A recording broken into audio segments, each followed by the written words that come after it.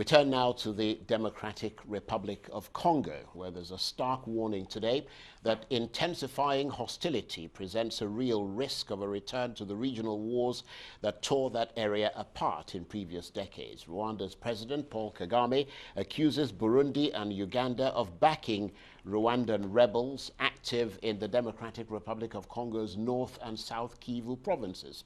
Mr. Kagame is threatening to retaliate for those groups' attacks on his country. In turn, Burundi and Uganda are asserting that Rwanda supports Burundian and Ugandan rebels in the DRC.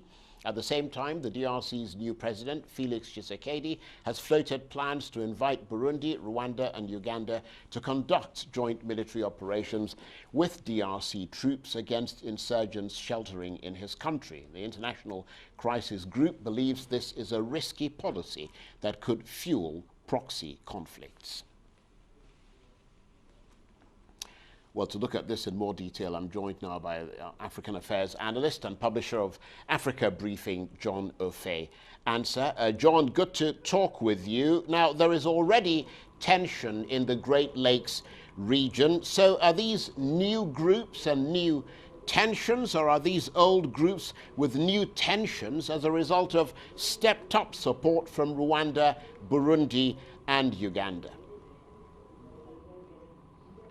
Well, it's a mix of both. All groups, new tensions, all groups. I mean, that region, especially DRC, as we all know, has not known any lengthy period of political, civil stability since independence in 1960.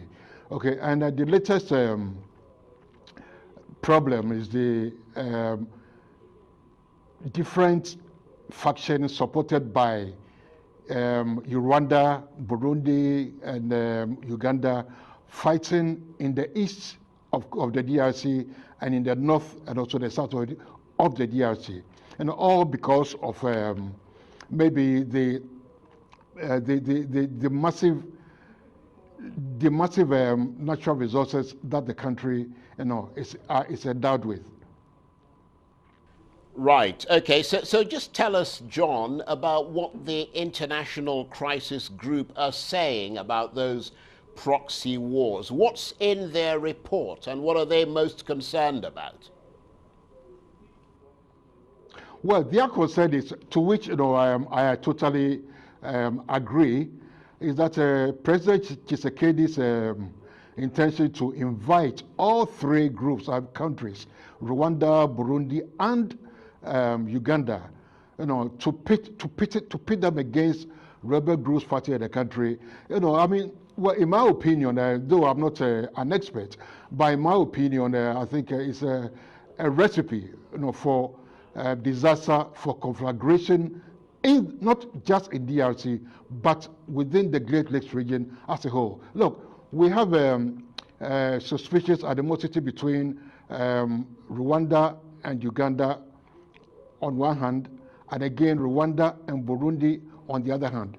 So how do you, invite these three protagonists, to band together to fight rebel activity in your country? It's a recipe for disaster.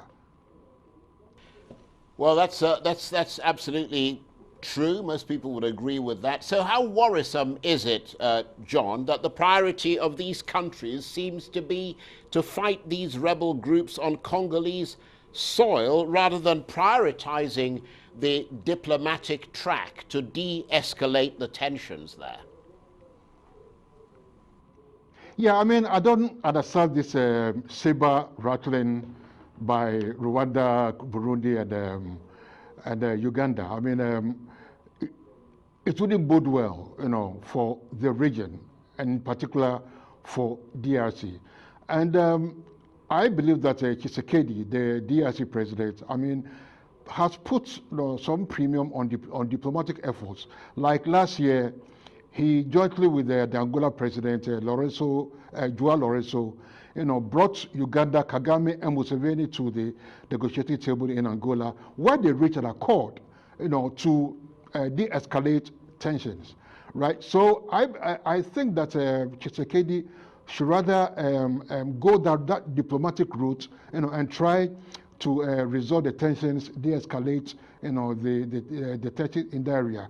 And again, there is a UN, it's called MONUSCOM in DRC, and even the UN has a special envoy in DRC, So I mean the UN, and the US, UK, and France, they all have some influence in that region. So I believe they should come together, right, and exert some pressure on the protagonists to lay down their arms and go that diplomatic, negotiating route.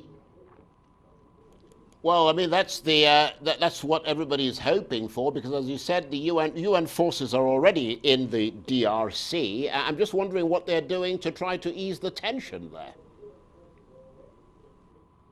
Well, the UN troops are, ineffective. I mean, they've been there for quite a number of years, but they've been unable to quell, the insurgent, the rebel, fighting going on in the country. In fact, the MONUSCO actually and the UN envoy, they report directly to the UN Security Council. But it appears they are either maybe not well equipped or they are lacking in numbers, to fight. And again, let me stress that the rebel activity is not concentrated in one area. They are in different areas of DRC. So I think that makes it, nigh impossible, nigh very difficult for the UN troops, the UN peacekeeping forces, to be effective.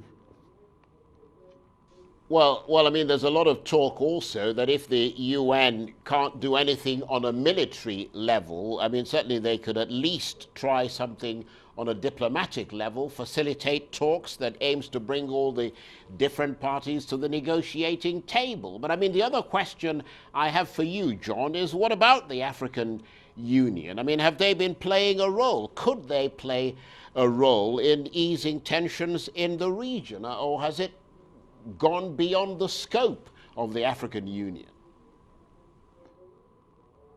I don't believe the AU on its own. You and I, know the strengths and the weaknesses of the AU. Yes, the AU, has chalked some successes, over the years.